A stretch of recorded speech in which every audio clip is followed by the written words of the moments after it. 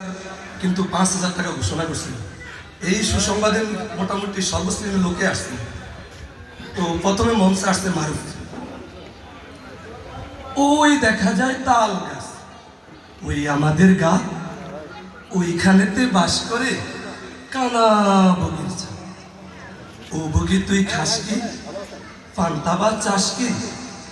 পান্তা আমি খাই না, পুঁটি মাছ পাই না, তবে একটা যদি পাই অমনে ধরে কাবুস কাবুস।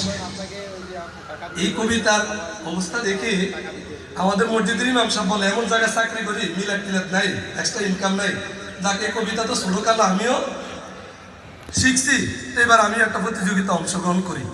এবার মঞ্চে আমাদের ইমাম সাহেব আসছেন।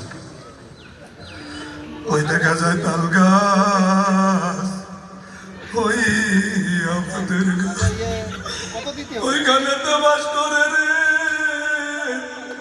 কানা বগি, কান্না কান্না করে। ও বগি তুই খাস কি, পান্তা বাস কি? বগি কান্না কান্না বলে রে, পান্তা আমি খাই না, পুঁটি মাছ খাই না, তবে একটা যদি পাই রে আমনে তোরে গাবুস গুবুস খায়।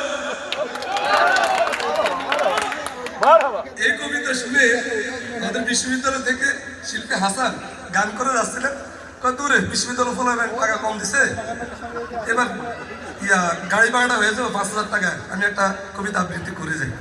এবার মঞ্চে আসছে শিল্পী হাসান। ওই দেখা যায় তাল গাছ, ওই আমাদের গান, ওইখানে বাস করি কানা বগির সান। আচ্ছা, এই অবস্থা দেখে আমাদের যে অনুষ্ঠান হচ্ছিল, তো ওই সময় আমাদের প্রিয় নেতা, আমাদের প্রিয় টিপু ভাই আসছিলেন এদিকে। টিপু ভাই এখন বলে যাক আমি একটা সুযোগ নিই, এবার আসছেন টিপু ভাই, আমাদের মেয়ে হচ্ছে টিপু ভাই। ভাইরা আমার, ওই দেখা যায় তাল গাছ, ওই আমাদের গা, ওইখানেতে বাস করে কানা বগির চা।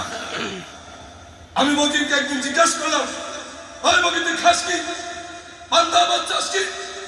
পান্তা আমি খাই না, পুঁটি মাছ পাই না, তবে একটা যদি পাই অন্য ধরে কাবুস কুবুস খাই।